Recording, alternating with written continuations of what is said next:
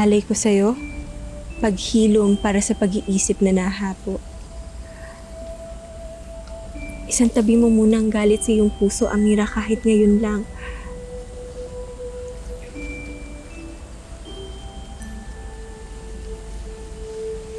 Pahinga at bagong lakas ang ipapalit ko dito.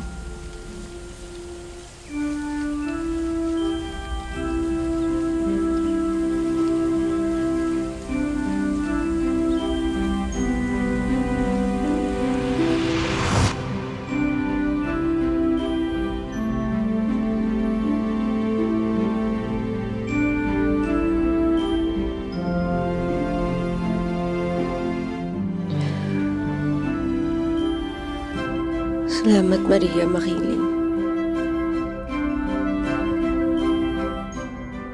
May napag-usapan na tayo, di ba?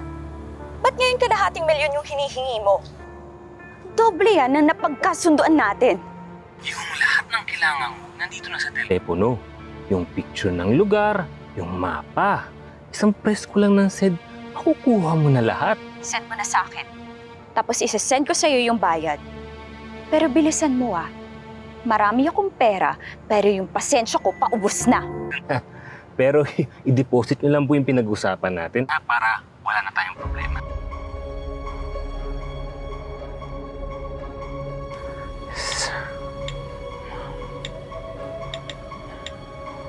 Picture. Yan.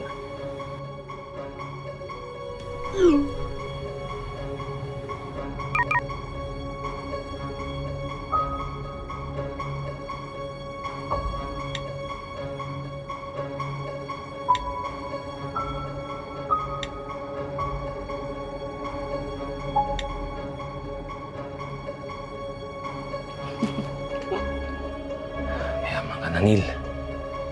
Excited na ako mag-Boracay.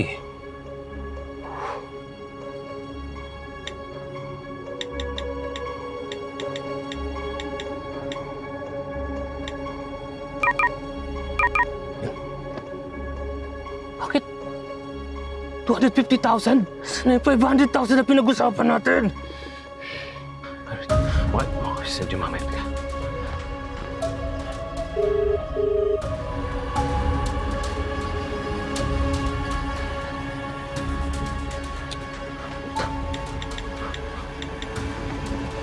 The subscriber cannot be reached.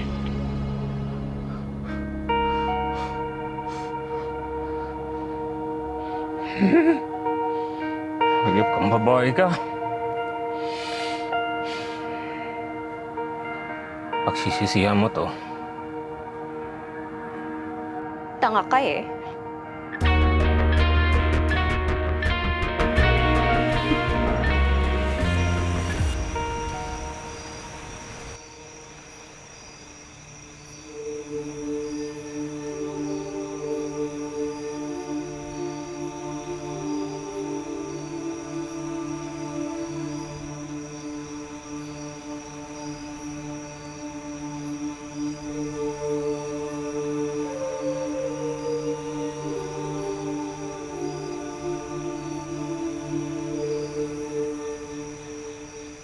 Tigilan mo ko! Gardo! Tigilan mo ko! Gardo naman Gardo, kilala ko naman si tatay Hindi naman yun magsasabi kung talagang hindi niya Tigilan mo ko! kailangan. Tama na! May Tama na! pera ka naman. Bigyan mo naman ako kahit konti lang, Tama na. Gardo. Bigyan mo Tama na! ako kahit... Ako, rinding-rindi na ako sa kakangawa mo! Pasalamat ka nga, inuwi pa kita! Gardo, wag naman. Tama na. Ano? Bitawan mo ko. Gardo, Bitawan mo ko! wag naman. Tama ka na! Tama ka na! Bitawan mo ko! Wag naman.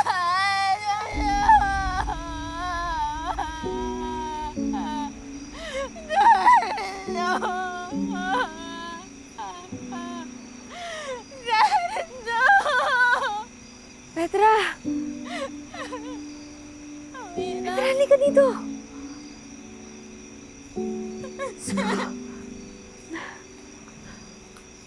Ano bang nangyari sa'yo? Halika dito! Tama na. Nandito na ako. Amira, anong nangyari sa'yo? Ano yan? Gawa to ng mga abusadong estudyante sa pinagtatrabahuan ko. Petra, pwede itong mangyari sa'yo kung hindi ka marunong lumaban. Pero mahal ko ang asawa ko. Walang ibang nagmahal sa akin kundi siya. Siya lang yung nagmahal sa akin. Siya lang. Hindi pa mas importante kung mamahalin mo muna sarili mo. Ano,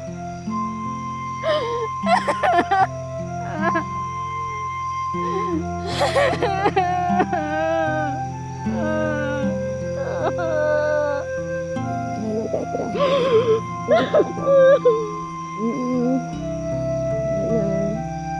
Grabe rin pala ang nangyari kay Amira sa Maynila, no? Oo nga, buti na lang nasagip siya ni Alex. Kundi, baka pinaglalamayan na siya ngayon. Sumama daw si Rose sa paghahanap kay Amira sa Maynila. Iba-iba kasi ang naririnig ko.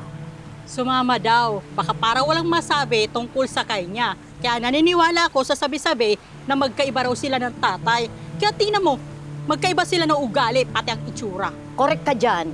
Ito naman kasing si Leyna, pumunta ng Maynila para mag-aral, pero kalandian ang inatupag. Ah, wow naman! Grabe updated kayo sa buhay namin. Porque nag-Maynila, lumandi talaga agad, ha? Palibhasa, mga inggitera kasi kayo eh. Wala kayong mga narating sa buhay nyo, kaya kayo inggit. Buong buhay nyo nandito lang kayo sa Oriente, kaya ang alam nyo lang chumismis. Sus, nagsalita ang katas ng kalandian. Tingnan mo nga yung itsura mo. Manang-mana ka talaga sa nanay mo. Ah, ganon? Oh, pwes, tingnan natin yung itsura mo. Yan, yung pagmumukha mo. Yan ang babagay sa'yo, ang kapal ng mukha mo.